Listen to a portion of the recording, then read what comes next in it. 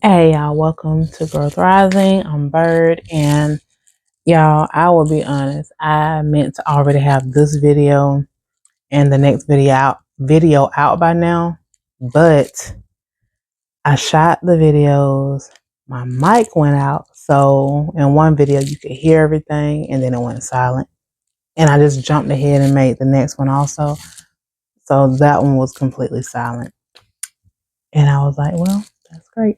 But anyway, that was just my little thing. But I'm back now and made sure that my mic was fully charged. So it should not be going out on this.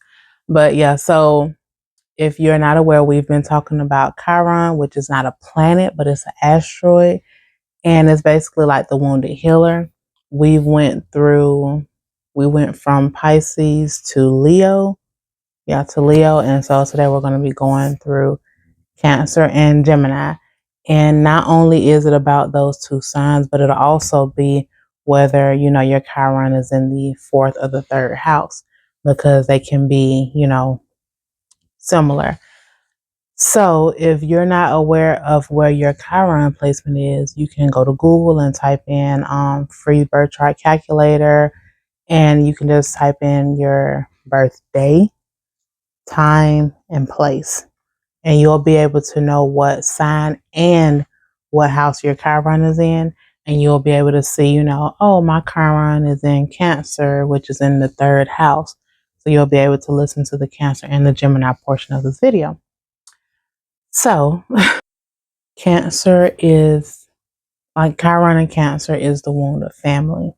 So if you see that your Chiron is in Cancer or the fourth house, you could have felt unloved and abandoned growing up or in your past life. And most likely you were wounded by someone in your family or people in your family and have always felt unworthy and just alone and empty. Like you just was there. You weren't being filled up by anyone in your family. And also you could feel just as if you're unlovable, as if no one would love you, because like, how could they ever love you?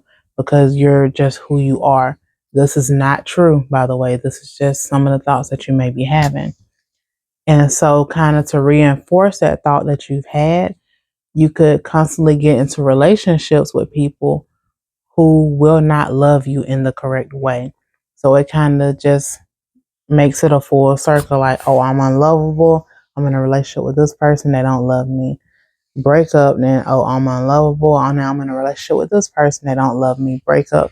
And the circle keeps going on and on. And it's not that no one would ever love you.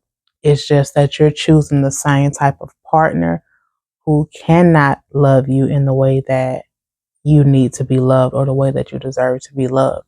So that just kind of feeds into that whole thing of I'm unlovable, which is not true. We're all lovable. Even, even though there are some people in your past, like from when you were younger or your past life, who might not have shown you the love that you're worthy of and deserve, but it's definitely there.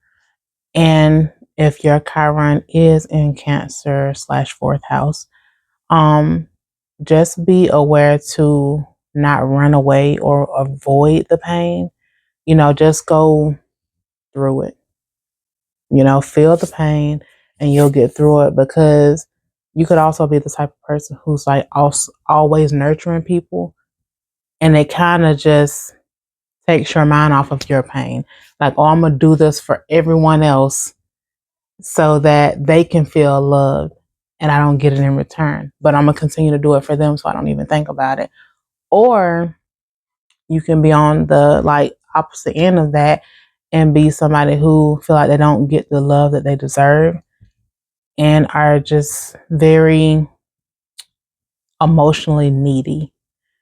Like, for every little thing, you want somebody to know how your emotions are. You want for them to pay attention. You want for everyone to tend to your emotions at all times, which neither end of that is healthy. Sometimes our emotions are just that, just our emotions. It's not for everyone else to, you know, take on. But also on the same hand, on the same note, it's not like you should always do stuff for other people to where you're never getting any of that done back. So you're always doing this for other people so that they can feel loved and appreciated and everything that you want to feel, but you're not getting back. So you're just going into overdrive so that you don't think about how you're not getting what you want.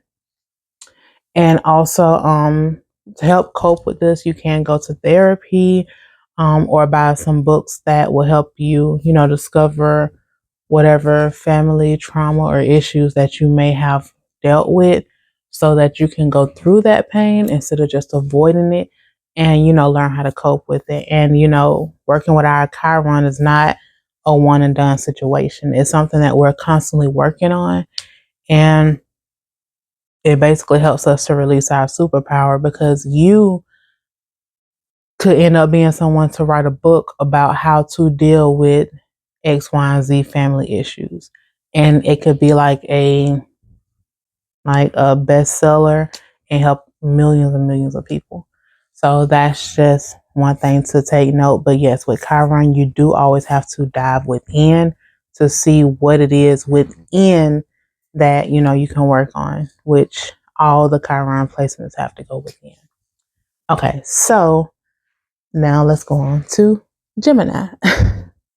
So if you have your Chiron in Gemini or the third house, this is the wound of words. And so, excuse me. And so with this placement, you may have felt dumb, growing up or in the past. And you probably have felt dumb because you couldn't necessarily say things the way that you wanted them to come out. Like you might think it one way, but whenever you get it out, it comes out a completely different way. And so you're like, dang, I'm really dumb. These people don't get what I'm saying. I can't really talk. I don't say this right. Just basically speaking down on yourself, which most likely you have heard that from somewhere that you're dumb or that you don't say this right or, some kind of way that got into your head. And also with this placement, you might have a type of speech impediment.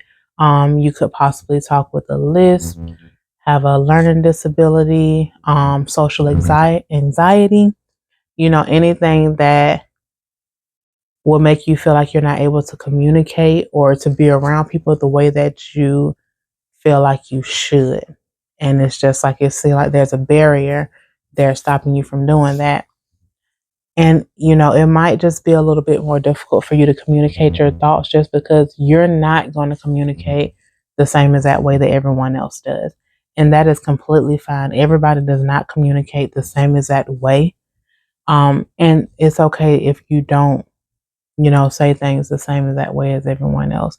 But your people will know what you're saying because they'll be able to understand the way that you communicate with them. Whenever it comes to people who are, very educated, you may feel like they're better than you, or you may want to just, talk about them and try to talk down on them. And when I say people who are more educated, it could be people who, like, let's say you didn't graduate from high school or get your GED. It could be somebody who's a high school graduate and you can just be like, oh, this person thinks they're so much better than me just because they got their little diploma, yada, yada, yada.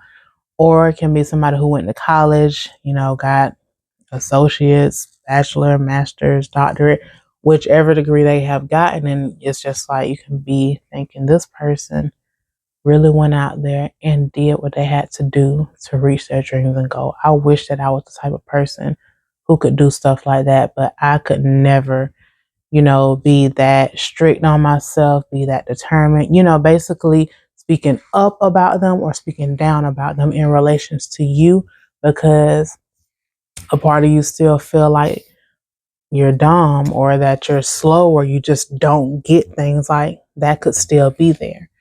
And, with Chiron and Gemini, you could also try to avoid a lot of talking situations like not sure if anybody knows who Lisa Nichols is, but she's like a transformative speaker. And so you would definitely not want to go into that line of work, where you have to speak in front of a lot of people and, hype people up. You probably wouldn't even want to be an announcer at like a football game or something. You wouldn't even want to do that because that involves you speaking and in front of a lot of people. And it's not like you can speak, you literally have to for, what you're doing. But one way to, like help with this Chiron placement is to speak your truth, and listen to your intuition and speak your truth. And like I said, you may not communicate the same way as everyone else.